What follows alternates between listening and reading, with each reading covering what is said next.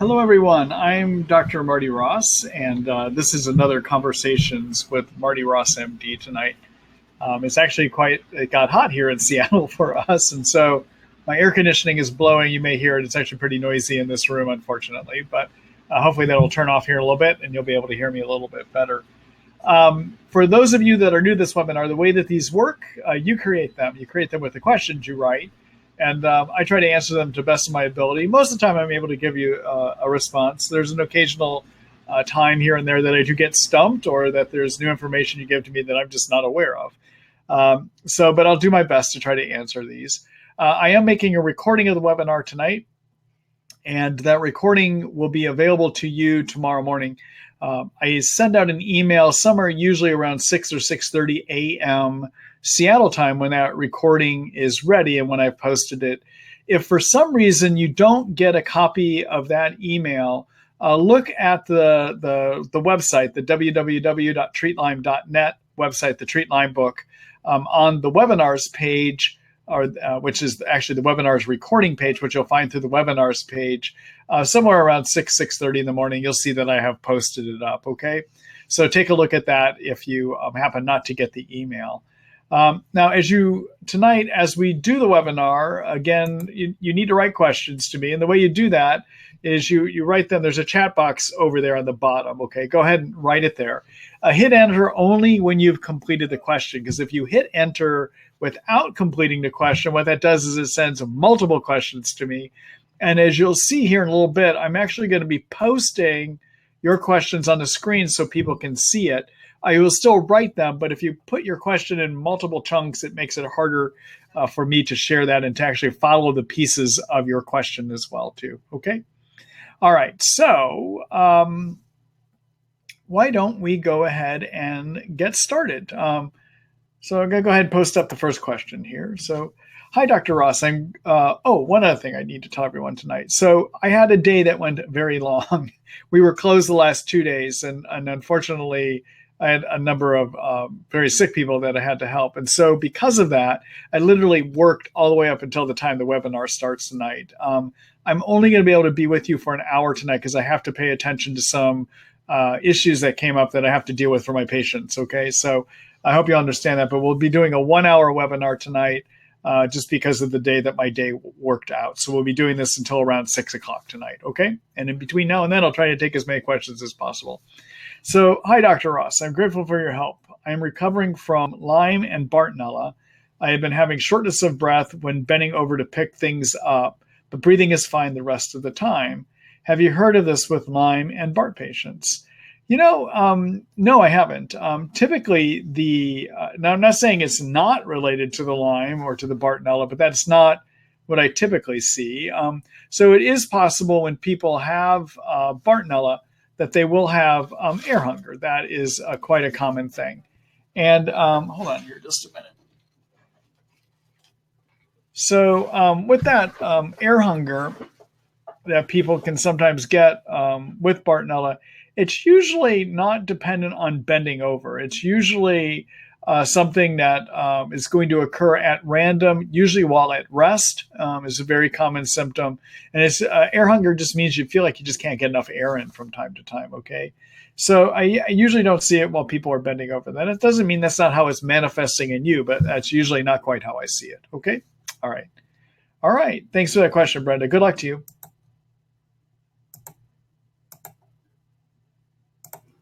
Hello, Brand. Let's see. My daughter just finished doxy, cefuroxime, and grapefruit seed extract for Borrelia.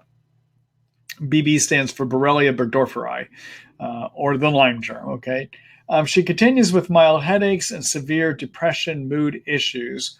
What do you recommend as the next step? Well, it's hard to say because I need to ask you a lot more questions. But let me just make a few comments, all right? So in terms of the treatment that your daughter was on, the doxycycline is going to treat intracellular Lyme and spirochete Lyme. So many of you know Lyme lives in you in 3 forms, and we need to treat all 3 forms to get you well, okay? So doxycycline treats intracellular Lyme and spirochete Lyme from the inside. It works by blocking protein production of the germ so it can't grow, okay? Cefuroxime works on the outside of the spirochete only, and it works by making it so that the spirochete cannot repair damage to its covering. And so basically, as it grows, it bursts its covering. It's supposed to be holding it together. All right. There's some possibility that cefuroxime may treat cyst Lyme, but that's kind of some spotty research on that. Okay. All right. And then the grapefruit seed extract treats the cyst form of the Lyme germ. So you treated all three forms of the Lyme germ. All right. So Lyme symptoms take on average 2 years to get well if you have chronic Lyme. That means Lyme of a year duration or more. So what I can't tell from your question is, how long has your daughter had Lyme? So nor did you tell me how long she's been on these antibiotics either, all right? So one of the problems, maybe she just hasn't been treated long enough, all right? But also with the depression and mood issues that she's having, I would also question, is there Bartonella? So it's quite common with the co-infection Bartonella to actually have depression and anxiety issues. Now, Lyme can do that too, but also Bartonella can. So I would want to know, does your daughter have Bartonella? In which case, this is not an adequate treatment for Bartonella. It's a good treatment for Borrelia burgdorferi, but it's not a good treatment for Bartonella. All right, so what kind of things would make me think about Bartonella? Well, one is symptoms that we'll look at are pain on the soles of the feet, with more of the balls of the feet up near the front of the foot, on the bottom though, okay? Another symptom people can get is anxiety or depression. Sometimes people have a restless leg syndrome, so they have a feeling of things crawling or moving on their legs, so they have to move them around frequently to stay comfortable. Also, it's common with Bartonella to have difficulty with thinking, sometimes difficulty in a way that it's more the degree of impairment of your thinking is a lot worse than the impairment that occurs with your energy, for instance, okay? So that can sometimes happen as well, too. And then in terms of other symptoms to look at would be sometimes people with Bartonella get shin pain. Sometimes they have a scratch mark looking rash. Sometimes they have bladder irritation. So it can literally lead to inflammation of the lining of the bladder. And when you get that inflammation, it can give symptoms that are similar to having bladder infection, so burning on urination or urge to pee, okay? So if your daughter has a number of those symptoms, that means she also needs to have treatment for her Bartonella. So if you need a more specific recommendation from me, one thing you might want to consider, Brent, is to take a look at my online consult service where I visit with you online over the internet. And let me show you some information about that. So I'm going to do a quick screen share here.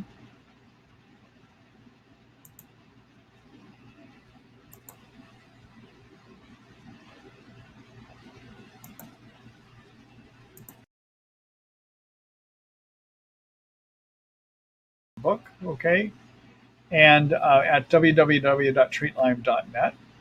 And so what you're going to want to do in terms of figuring out the service that I run, click on this online consult tab up here on the top. All right, and this brings up a whole page about my consult service, all right? And I would read through everything, and that means all this stuff about how it works. Because the big thing about this consult service is I can visit with you online through a video visit, and then basically I can provide recommendations for you. But if those recommendations require hold on here just a minute.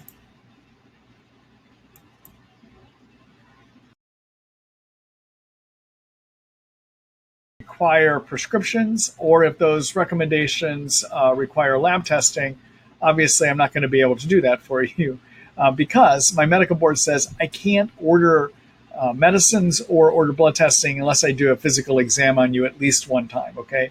But I can give you useful information that you can share with your doctor or information that you can take to your doctor if they need to go ahead and implement part of that plan that I have for you too, okay? All right. Hold on here a minute. I don't like my setup here tonight. There. I was having too much of a shining light off of that picture in the back, and it just wasn't, just kind of bugging me there. Anyhow. All right. Thank you, Brent, for that question. And I hope that gives you some insight. Obviously, I need more information to be able to answer that question correctly for you. Okay. All right. And good luck to your daughter.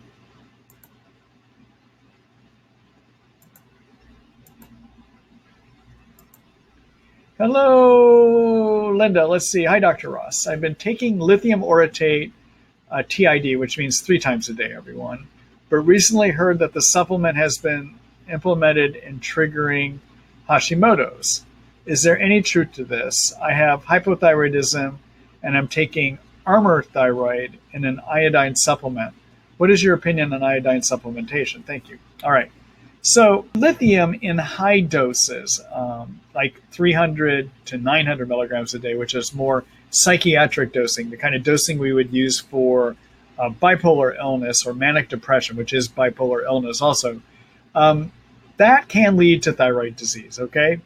But not at nutrient dosing. I haven't seen that happen at 5 milligrams of lithium orotate 3 times a day or 15 milligrams, okay? Again, that compares to adult dosing, which is usually 600 to 900 milligrams, and it comes as a 300 milligram pill when we write it as a prescription. So I don't think that there's anything to worry about with using lithium at 5 milligrams 3 times a day, okay? So why would you use lithium? Well, lithium has got studies that show that it can help with nerve signaling, which is the ability for nerves to talk together. So sometimes I will use lithium, especially when I've got people that have a lot of anxiety, because it can help calm an agitated nervous system. It also can help with thinking because it improves the ability for the nerves to talk with each other, okay? So you get better nerve signaling, better thinking, all right? So those are the kind of situations I'll use lithium. Orotate is the supplement, 5 milligrams 3 times a day, all right? Iodine supplementation, I don't like using it. And the reason I don't like using it is it's very easy to give too much. And if you give too much, it actually makes the thyroid work more sluggishly. So I usually don't use iodine supplementation, all right? All right. Thanks for that question, Linda.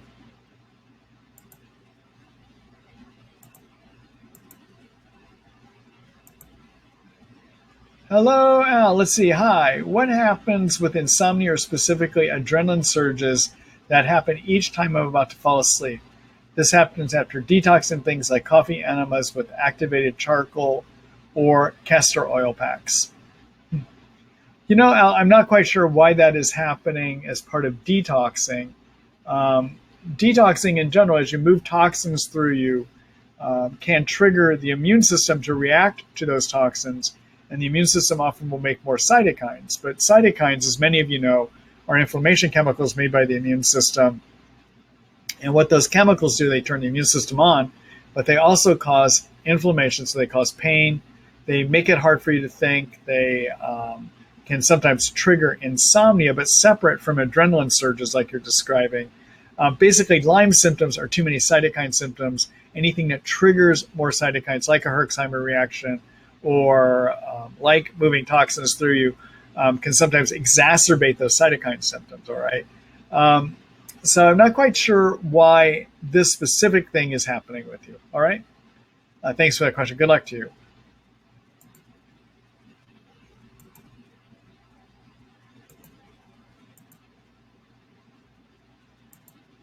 Hello, Andrea. Let's see. Does interstitial cystitis or IC go away once Lyme is treated? Do you believe IC is caused by Lyme disease?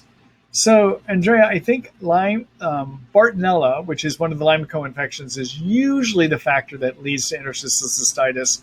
Although I do think Lyme sometimes can cause it, but I think a greater factor. When I got somebody who's got interstitial cystitis, I'm going to make sure to treat for Bartonella, especially treat for Bartonella. So if you treat for Bartonella, I think you can get rid of the interstitial cystitis often. Not all the time, but let's say maybe 80 or 90% of the time, okay? So yeah, it can go away. Now, one thing you can do for the interstitial cystitis is to help heal the bladder. So what interstitial cystitis is, everyone, is having Lyme and or Bartonella, usually Bartonella, can inflame the lining of the bladder. And when that bladder lining gets irritated, then your urine, which is acidic, is even going to keep irritating it even further, okay?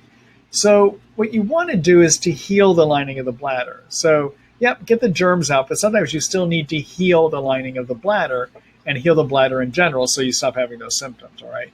So one thing you ought to do as part of getting rid of the Bartonella as a means of treating your interstitial cystitis is to heal the bladder lining as well.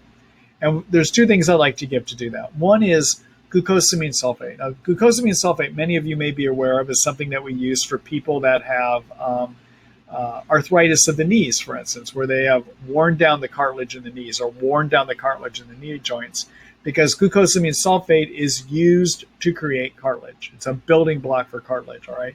But in the bladder, it's actually turned into a microscopic gelatinous coating, if you will, of the inside of the bladder, so that it keeps all that urine from irritating and constantly inflaming the lining of the bladder, all right? The other thing I would do is be on the herb quercetin. And quercetin is a bioflavonoid.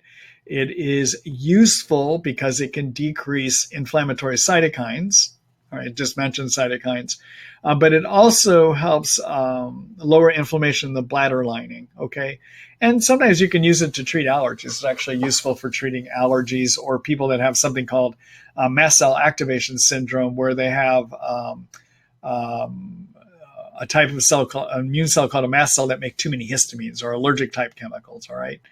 So you use the quercetin at a 250 milligram pill is how it usually comes, and you would use it as 2 pills 3 times a day. Okay, so quercetin as 250 milligrams, 2 pills 3 times a day, and glucosamine sulfate 500 milligrams as 1 pill 3 times a day. All right, so that's one way to do it. Okay, the other way to do it is get a compound that has all that stuff in it. All right, and one of the supplements that I have that does that is a supplement made by a company called Vitanica called Bladder Ease, or I think they call it IC Blend now. It used to be called Bladder Ease, and it has in it the quercetin and the glucosamine sulfate. If you do that formulation, 4 pills 3 times a day. Okay, so what am I talking about with all these supplements? Let me just do a quick screen share to show you.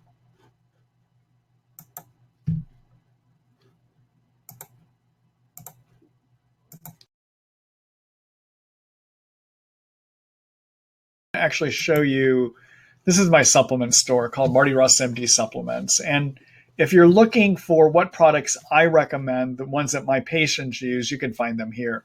So for instance, if you want to know what quercetin product I use, you would just go ahead and in the search box up here, you would type in quercetin, and you'll see in a minute it actually is in a number of supplements. So there's the IC blend I was just telling you about, and there's the quercetin by Thorne. Okay, so it's in both of these. Okay, all right. Same with the glucosamine sulfate. If you want to know what product I recommend for that, you would just type in the glucosamine sulfate, and you'll see it's in the IC blend. It's also in this glucosamine sulfate product and something called Soothe and Relax. Okay, so so these are the products I recommend. The reason I'm showing you this is people often ask me, well, what would you actually recommend? All right, so I just showed that to you. I want you to see for any product, what do I recommend? All right, so there's a lot of garbage supplement products out there. If you're going to use supplements, make sure that you are using something that uses the best possible active ingredients. All right, using companies that are known to source their active ingredients for the best chance of it working. All right. And the companies that I use, you'll see when you go to that website, those are the companies that I have found probably have some of the best products out there. They use good materials, and they're not using a lot of artificial fillers that might hurt you, okay? So if you're going to put money into supplements, make sure you're actually using something that stands a chance of working, all right? There's a lot of garbage products out there. In fact, there's been numerous studies of companies going in and pulling supplements off the shelves at places like a Whole Foods or Super Supplements, for instance. And what they find is that often a lot of those supplement stores and products sold in there don't actually have the real active ingredients that they say on the label, or the type of quality of those active ingredients is just really, really poor. All right. So be careful when you're using supplements that you use good quality products. All right. All right.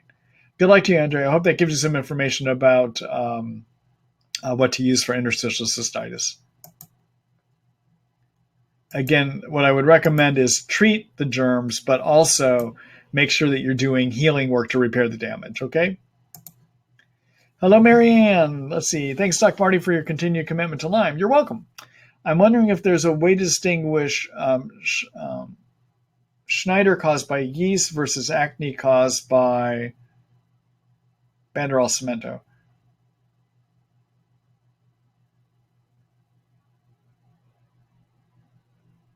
I'm not sure what you mean by Schneider, at least what you wrote there. What I can tell you is, and so what I think you may be talking about, though, is yeast. Really, when you get too many yeast living in the intestines, they cause yeast overgrowth, okay? And symptoms of so having too many yeast in your intestines causes problems. One thing that happens is the immune system sees them and it makes inflammatory cytokines. And those inflammatory cytokines, as many of you know, those are the same things that give you all your Lyme symptoms. So sometimes if you get too many yeast in your intestines, and it can cause a marked decline in how your Lyme is doing, okay? And the reason it can give a big decline is it's something else that kicks up cytokines. And as I've already talked about tonight, Lyme symptoms are really too many cytokine symptoms, okay? So if you get a big decline, think yeast, okay? Just be aware that yeast could be a possibility, all right? So symptoms that make you think about too many yeast are sugar cravings, increased intestinal gasiness and bloating, vaginal itching or vaginal discharge. The other thing can also be having acne, all right? And so what happens with acne is yeast in your intestines, when they overgrow, actually make toxins. And some of those toxins get absorbed, and in people that are genetically predisposed, they will get acne, all right? And okay, so the other thing that can give you acne on treatment is the cemento of the Banderol cemento. So cemento of Banderol cemento, which many of you know are my two favorite herbs for treating the Lyme germ, cemento is cat's claw, and it has a progesterone effect, and that can sometimes lead to acne too. Now, the acne of Banderol cemento sometimes does look a little bit different than the acne of yeast. The acne of yeast is usually going to be more face kind of acne, and it's going to be more the big kind of pimples, okay? Versus Banderol cemento, the cemento usually is smaller quality, often on the chest and on the back, and sometimes on the face too. But sometimes it's not clear. So I always want to make sure if I've got somebody with having acne problems, I'm asking them questions to figure out, are there too many yeast, okay? And if there are too many yeast, I want to treat that first.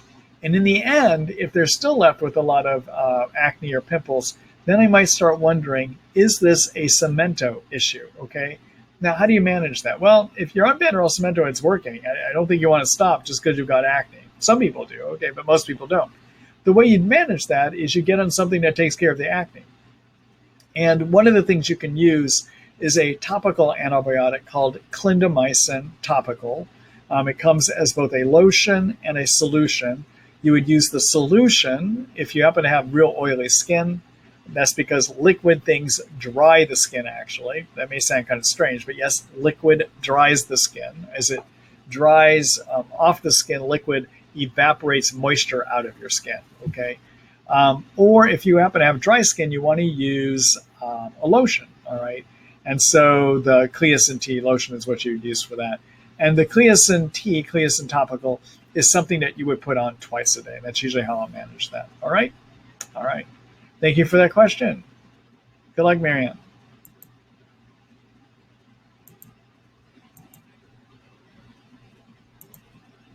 Hello, Marcia. Let's see, I have Lyme and Bartonella and Mycoplasma.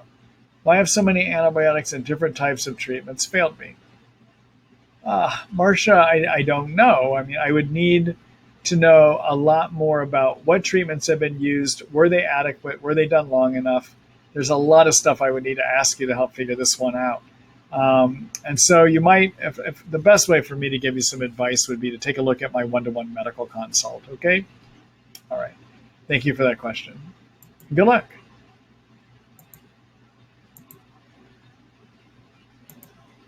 Hello, Francine. Say hi, Dr. Ross, and thank you for having these Q&A sessions. You're welcome. For someone who doesn't want to use prescription antibiotics, which herbal treatments or protocols would you recommend for Bartonella and for Babesia. All right. So Francine, you could take a look for that in my treat Lyme book. There's an article called "How to Kill Kills Babesia: A Brief Guide," and another one called "Kills Bartonella: A Brief Guide." Okay, but so you could look up the things there too. All right, but in terms of what I like to use herbally for Bartonella, the herbs I like I get from Buhner herbs, or the idea I get from Joseph Buhner. Buhner has written books about managing Lyme and Bartonella. The two germ killers he recommends that I find success with for treating Bartonella are to use Houtunia, and that's Houttuinia, coupled with another herb called Sida acuta, and that's Sidaacuta.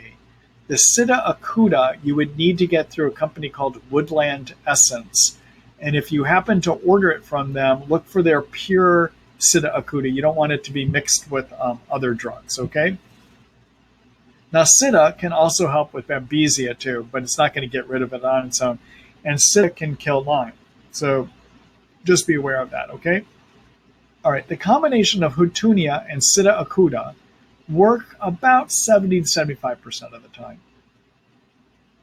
Prescription antibiotics, on the other hand, for Bartonella will work about 80 to 85% of the time. And usually I recommend a combination of two. That's what I find to work best. Sometimes I'll use 3 antibiotics for Bartonella, okay? But to answer your question, use Houtunia, use Sida acuta, okay? The Houtunia, you would work up to 30 drops twice a day. The Sida acuta, you would start at a 1/4 teaspoon 3 times a day, and then eventually, after about 2 weeks, increase that to 1/2 teaspoonful 3 times a day. All right. In terms of herbs for Babesia, there's 2 ways to go. You could either work with something called artemisinin. Artemisinin I use as a 3-day on, 11-day off, and the days that you use it, I have people take a really high dose. So you start with 100 milligram pills. You start at 3 pills 3 times a day, and after that first round, then you go up to 4 pills 3 times a day. And then at the next round, you go up to 5 pills 3 times a day if you can. All right. Now, the if you can is artemisinin. When it kills Babesia, sometimes can give you more air hunger, sometimes can give you a lot of fatigue, and sometimes can make your sweats a lot worse. So if that happens, sometimes that limits how aggressive you can be. All right. Be aware that those symptoms worsening happen usually anywhere from about day 1 to day 5, even though you're taking them day 1 to 3, meaning you take the pills 3 times a day for 3 days in a row, and then you're off for 11 days. On the 4th and 5th day, you sometimes will still get that worsening to occur, okay? So just be aware of that. Now, the artemisinin I like. The reason we do 3 days on and 11 off is that the intestines have the ability to develop an enzyme that can deactivate the artemisinin, okay? And so if you happen to stop the artemisinin for a period of time, that'll make it so that the enzyme developed by the intestines goes away, and then basically you can start it again, the artemisinin will work, all right? So the only place I don't like using artemisinin is if I've got somebody that got their Babesia in the East Coast of the United States, because I am finding over time that it's not working so well for East Coast Babesia, okay? All other areas, I find it to work quite well, all right? And I find that works about 75 to 80% of the time. Prescription options for Babesia tend to work about 80 to 85% of the time, all right? Another herb you could consider trying is just pure Cryptolepis. And you would get the Cryptolepis also from Woodland Essence, okay? And the Cryptolepis, that's Cryptolepis, Cryptolepis, you would take as 5 milliliters 3 times a day, and you use it continuously. That also can work around 75 to 80% of the time. Again, I'm not sure what I just said, but Artemisinin will work 75 to 80% of the time. I give them the same amount of chance to help you, okay? All right? I just want to let you know the Cryptolepis is one of the foulest tasting herbs you will ever taste. Artemisinin is not so bad. The Cryptolepis is a liquid versus the artemisinin is a pill form. Okay? All right. So I hope that gives you some ideas. Good luck, Francine.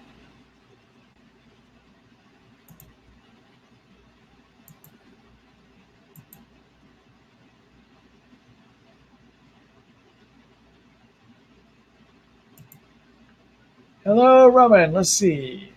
Hold on here just a minute.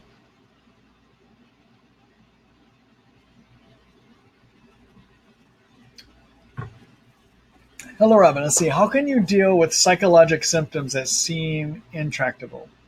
How do you know what infection to treat to make psychological symptoms better, such as depression, suicidal thoughts, anxiety, etc.? Okay. So when somebody's got bad psychological issues as part of their Lyme, I always make sure that I cover for Bartonella for at least 4 to 6 months.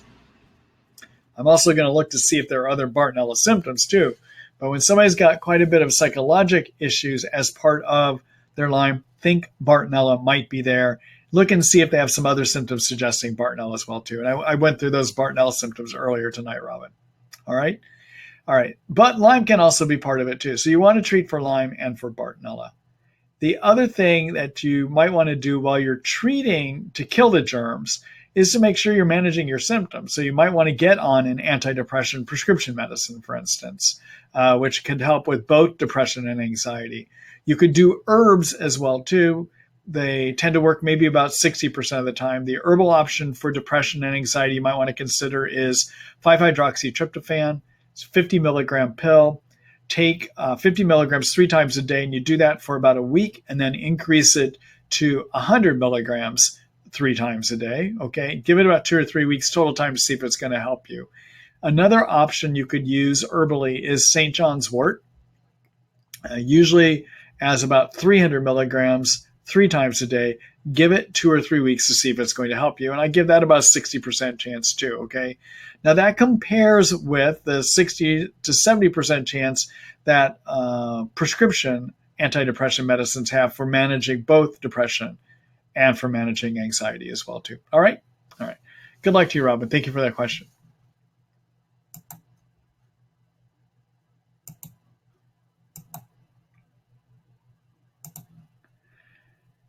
Hello, Marisol. Let's see. Hello. Let's see. I don't know if there was a second part to your question here. Let me see if I can try to track it down. Just a minute.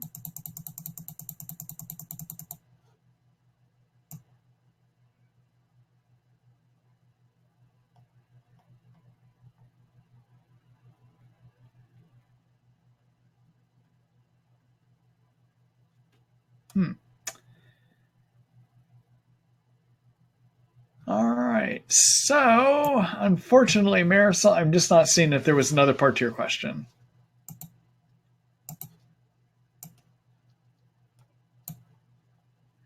And while I was looking to see if you did that, I see that Francine has a second part to her question. Have you used ABART or ABAB, and what do you think of them? I don't care for ABART and ABAB. I don't think that they generally work that well. I would look at the other herbal options that I was just talking about, both for Bartonella and Babesia. Okay? All right. Thanks, Francine, for that second part of your question.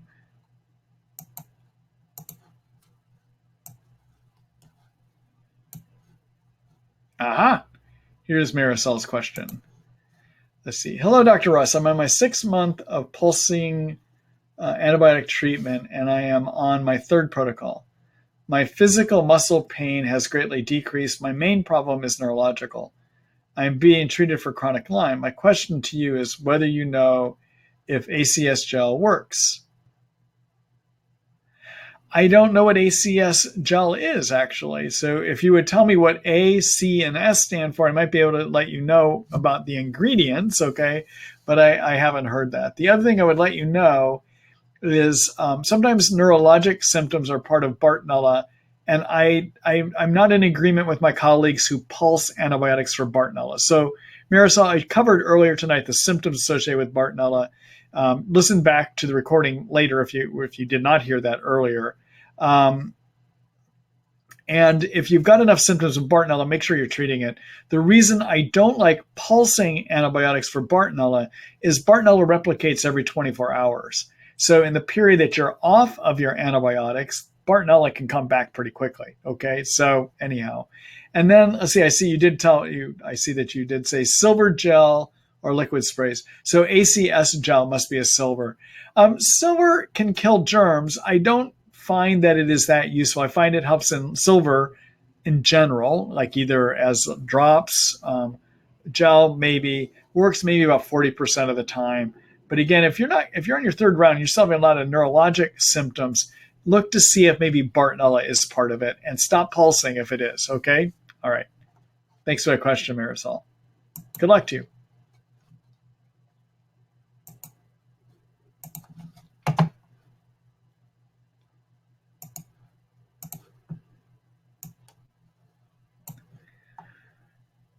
All right. Let's see.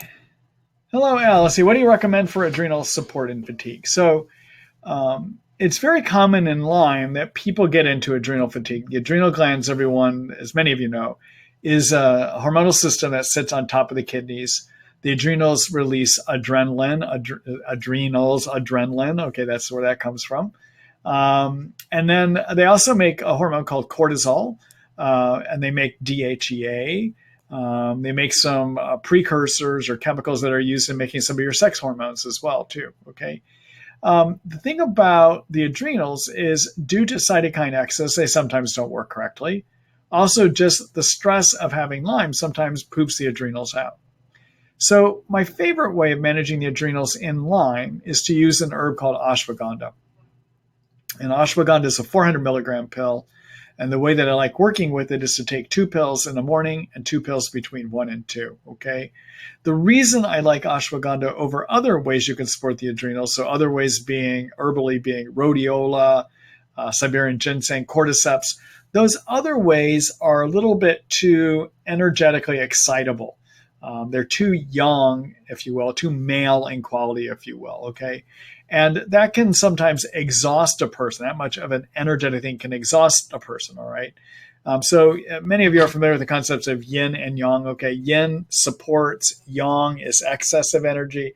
If you're giving something yang and there's not enough yin to hold it down, that causes the yang energy to rise, to take off. Okay.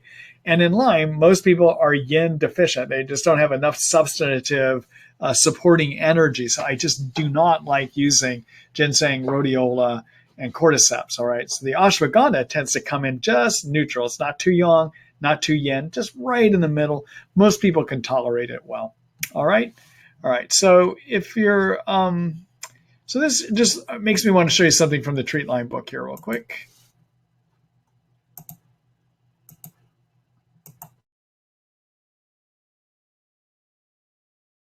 Treat Lyme book again. And the one thing I show everyone is my treatment protocol. Okay, so take a look at this. These are the steps that I think everyone should be doing as part of their Lyme treatment. These are the essential steps, okay? So I say people should get sleep, 7 to 9 hours. I give you some herbs and some prescription options. People should also be on a good diet that supports detox and limits yeast potential. Take a look at my recommendations there. I like to lower cytokines. I already mentioned that to you earlier. I like to support the adrenals, and I like using ashwagandha to do that. Okay. Anyhow, look through here. You're going to see multiple steps that I have that are essential steps to your treatment. I'm not going to take the time to go through all of it right now, but this is my Lyme disease treatment protocol.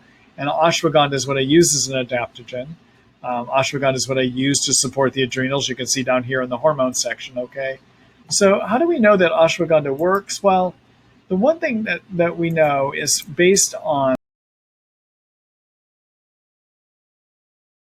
thousands of years in Chinese medicine and in Ayurvedic medicine, East Indian Ayurvedic medicine, ashwagandha has been used because it's observed to give good energy. All right. But there haven't really been good human studies done, but animal studies tell us that they show that actually it does help the adrenals work better. It also helps the thyroid work better too. Okay, so there's some animal models that do show that there is a reason that these do help people get better energy. All right. All right. Thanks for that question now. Hello, Marcia. Let's see, are IV antibiotics helpful if oral antibiotics have not helped at all? They can be. So I give oral antibiotics. I give a chance of helping about 85 to 90% of the time. And then IV antibiotics, I give a 90 to 95% chance of helping. Okay? So it's just a little bit better. But also take a look at the ideas I have about IV equivalent antibiotics. Okay. So the thing about IV antibiotics is the thing that makes them work is you build up high levels in the bloodstream. All right. There's other ways to get high levels in the bloodstream. Number one is to do bump muscle injections, and I call that an IV equivalent antibiotic, and that's to use something called bicillin. Another way that you can do an IV equivalent treatment is to take whopping doses of amoxicillin, an oral antibiotic. All right. So amoxicillin, when we use it for ear infections, throat infections, you're usually going to dose it as a 500 milligram pill in an adult 3 times a day. When you use it as an IV equivalent medicine, you're going to dose it anywhere from 1,500 to 2,000 milligrams 3 times a day. Yep, 1,500 to 3,000 milligrams. That's 3 or 4 pills 3 times a day, all right? Now, I got that idea from an East Coast Lyme doc who has a practice that has a large number of people in it, in his practice, that have multiple sclerosis. And he finds this high-dose amoxicillin dose works just about as well as doing the IV antibiotics. And I do too, actually. So I sometimes will wind up doing that, okay? The other thing, Marcia, I caution you about, though, is you need to give things time, all right? So if we look at studies about how quickly people will turn the corner in Lyme, there's one unpublished study that was presented at ILADS a number of years ago. And what that study showed is that by 3 months of treatment, for people with Lyme, about 30% start noticing improvements. Okay, so by 3 months, only 30% have started to have any improvement at all. All right. By 6 months, 60% of people start having improvements, and by 9 months, 90% of people start having improvement. All right. So sometimes you just need to give it time. All right. Also, if your treatment is not working, make sure you're using more than prescription antibiotics. All right. Take a look at my treatment protocol. There's some key things you need to do to get better. One is get sleep. Second thing is lower cytokines. Third thing is support your hormonal systems. Also, make sure you treated your co-infections if they're there. Take a look at my treatment protocol to make sure you're doing everything you can before you start thinking about doing IV antibiotics, all right? Keep in mind, IV antibiotics have risk, all right? So to do IV antibiotics, you have to put a PICC line in or some type of a line in that you're going to leave in place. Those IV lines have risk involved. And about 15% of the time, over a 6-month period of time, you're going to have that line removed, either because of an infection that got into your bloodstream or because blood clots form at the tip. And those blood clots can break away, float into your lungs, and kill part of your lungs. Okay, that's called a pulmonary embolism. That's a 15% chance over a 6-month period of time of that happening. So I don't use the IV antibiotics lightly. I will tell you, the East Coast docs here in the United States are a lot quicker to put people on IV than the West Coast docs are. On the West Coast here in the United States, the West Coast school is to go more oral antibiotics. The East Coast school here in the United States is to tend to go more with IV antibiotics, okay? But I find there's only about a 5% increased chance that IVs will work over oral antibiotics. When do I think about using IV? Well, I think about using it primarily if I've got somebody that's about 6 to 9 months into treatment and they're not getting anywhere. I might start thinking about doing IV antibiotics then. Okay? All right. Good luck to you, Marcia. Thank you for that question.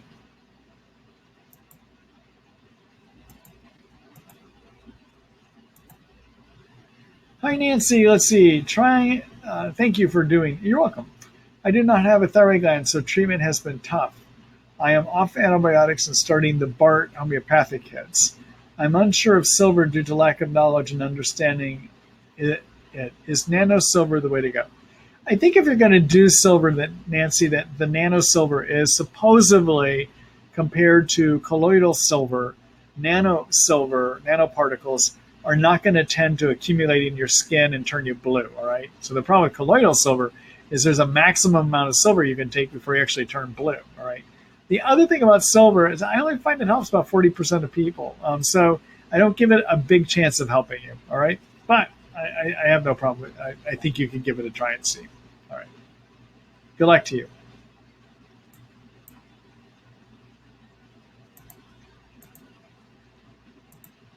Hello, Marie Eve. Hi. Thanks for your help. You're welcome. Do you think art created by Clean Heart is a good diagnosis and treatment method for chronic Lyme? Do you use it? Okay. So there's a physician out here in the Seattle area, everyone. called Dietrich Klinghardt. Dietrich has perfected a way of testing people that is a kinesiology method, if you will. It's called autonomic response testing, which is he basically measures the strength of your pulse at your wrist, and he's trying to see what happens as he introduces medicines that you might take or herbs or supplements that you might take into your energy fields. He's measuring what happens to the pulse. Is there a change in the pulse, for instance? Okay.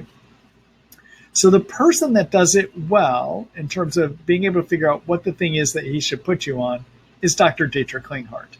There are some other people that do a good job, but my opinion is that the majority of people trained by Dr. Klinghardt, unfortunately, do not do the same, have the same skill set that he does. So I think it's a marvelous one when he does it. I don't know that I would use it to actually diagnose a Lyme. I would probably want to diagnose it based on your history, your symptoms, and whether you have positive testing or not, okay?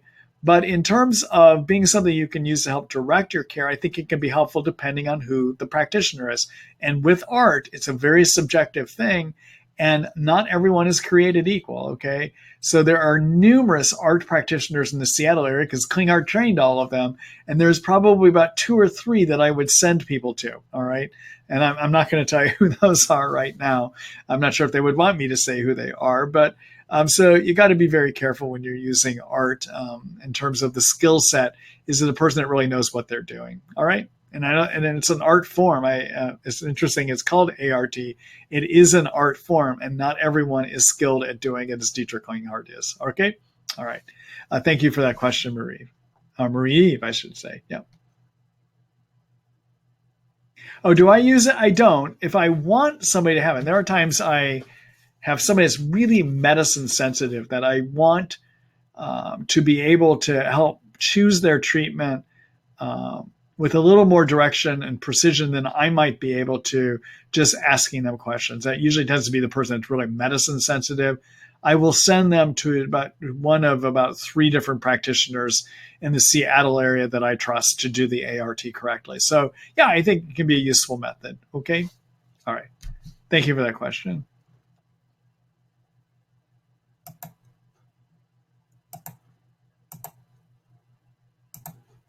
Hello, Rita. Hello, Dr. Ross. I'm taking minocycline 100 milligram 2 times and rifampin 300 milligram 2 times for all 3 forms of Lyme and BART. My question is, can I take both the minocyclines at the same time in the AM and the 2 rifampin together in the evening, or do I have to split all 4 pills throughout the day? Also, I have neuropathy and wonder. All right. So, Rita, I'm just trying to see if there was another part to your question here. Just a minute. Well, if there was, I'm not finding it. All right. Well, let me answer your question. So the rifampin you can take all at once, 2 pills 1 time a day. Minocycline, technically you can. You can take it all at once. Often that's a little bit hard to stomach. And so for that reason, I have people take it as 1 time. But the way that tetracyclines work is what does the best killing is a high peak dose, all right, which is the dose you take all at once. So if you can stomach 2 pills 1 time a day, that would be an adequate way to do it. Usually I'm going to use my minocyclines, though, as 1 pill twice a day. Okay? All right. Thank you for that question. Good luck to you.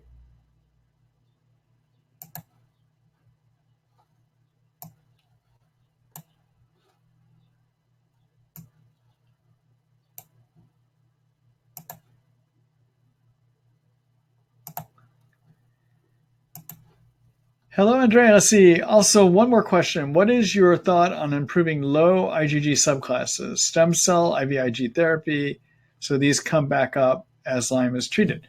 So your IgG subclasses being low, IgG are antibodies, may get better as you treat your Lyme, okay? The other treatment you could do is IVIG, but it would be looked upon, which is intravenous immunoglobulins, Ig antibodies, okay? The trouble is it's going to be called experimental, and it's extremely expensive. And the other thing is there's risk in doing it. So you're getting injections of antibodies that are basically pooled together from multiple donors. All right. That means you're getting pieces of multiple donors and possible infections, or you might have reactions against their foreign products in your body, allergic type reactions. Okay. And then finally, stem cells. It's really, I know that this is the current rage, especially with InVio opening up in California. But I think it's too early to say whether a stem cell is going to make a difference for people with Lyme or not. I honestly don't know. In theory, it's going to help support the immune system. In terms of whether that's going to be enough to turn on the immune system to attack Lyme, I don't know. The one thing I would caution everyone about is, in Lyme, I've been doing this long enough, there is a new kid on the block treatment about once a year, once every 2 years that everyone rushes to try. And then we soon see probably is not the thing that's going to really make a difference, all right? So in the past, that used to be LDI, LDA treatments, and now we rarely hear about that. Many of us tried it and have had disappointing results. I mean, some people got better with that kind of treatment, which is another way of stimulating the immune system, but the majority of people got worsening, for instance, okay? So I would just caution people until we see enough of what's going on to see that maybe this isn't going to be the big thing in terms of doing stem cells, okay? All right.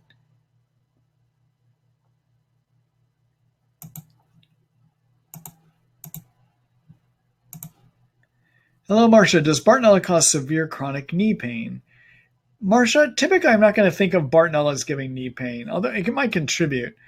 For knee pain, I'm going to consider Lyme as being the underlying cause. The other thing is if you've been treating your Lyme and your knee pain is just not getting any better, you might start thinking about whether you're on a good anti-inflammatory, and that is a good herbal anti-inflammatory that's useful at lowering cytokines. So I would be on a curcumin, 500 milligrams 3 times a day. Another product I like is something called Cytoquel that has some curcumin in it. It also has some other anti-inflammatory herbs like quercetin, like black tea extract. It's got some things in it that can help lower those cytokines down. Okay. All right. A second thing you might want to do is one of the things I have found that can be helpful in terms of big joint pain or joint pain that's not getting better as you treat your Lyme is to try to rebuild the cartilage in the joint. And the issue that can happen with Lyme is the Lyme germ likes to hide, like to bury itself deep into your tissues, okay? It burrows into things. And some of that burrowing, I think, can destroy your cartilage layer in your joints, all right? So wherever two bones come together, those surfaces of the bones are covered by cartilage. And cartilage is smooth and it's soft, all right?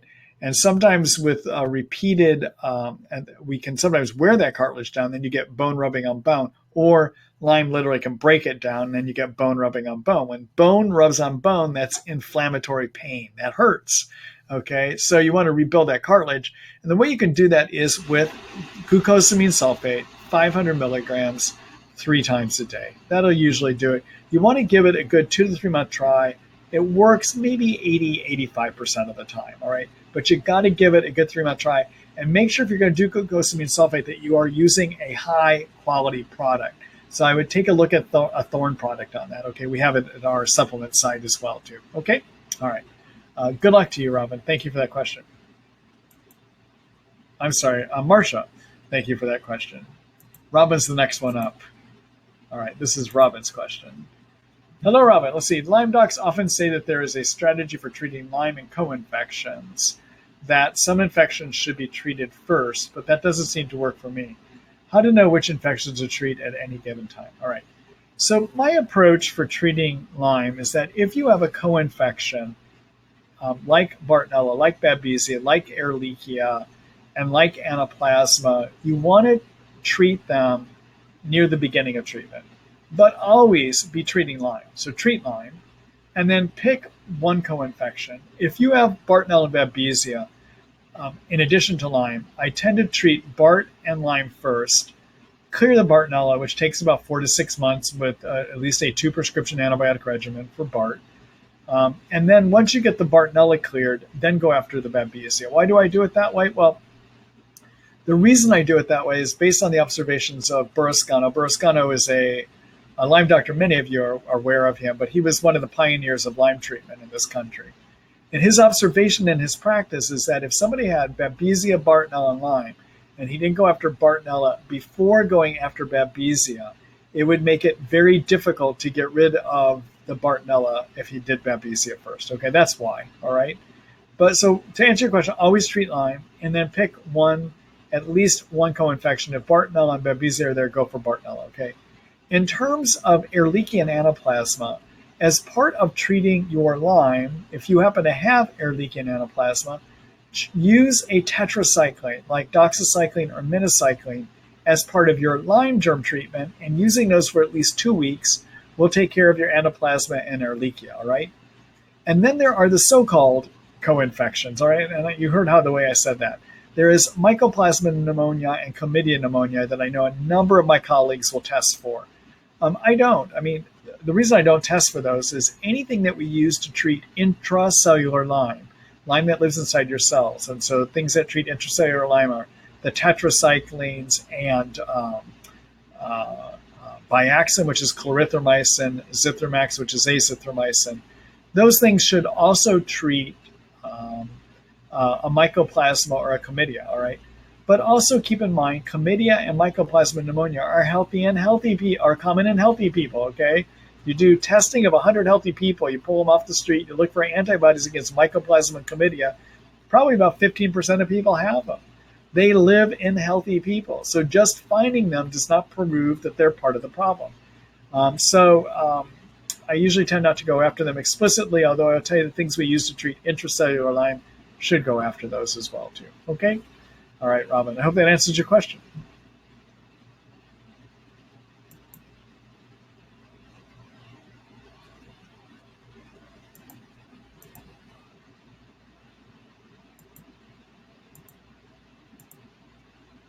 All right, let's see. Hello, Arlene. Hi, Dr. Russ. Could dry, sore, irritated eyes be a sign of Bartonella reappearing? The other newer symptom on top of Lyme is sore feet. Not so much the balls of the feet, but all over for a few days. If so, what treatment would you suggest as first, second line, please? So irritated eyes often are going to be more part, in my experience, are going to be more part of Lyme. And a whole foot being sore, I'm thinking more Lyme than I am Bartonella. Okay, those would be my thoughts on that. Okay, all right.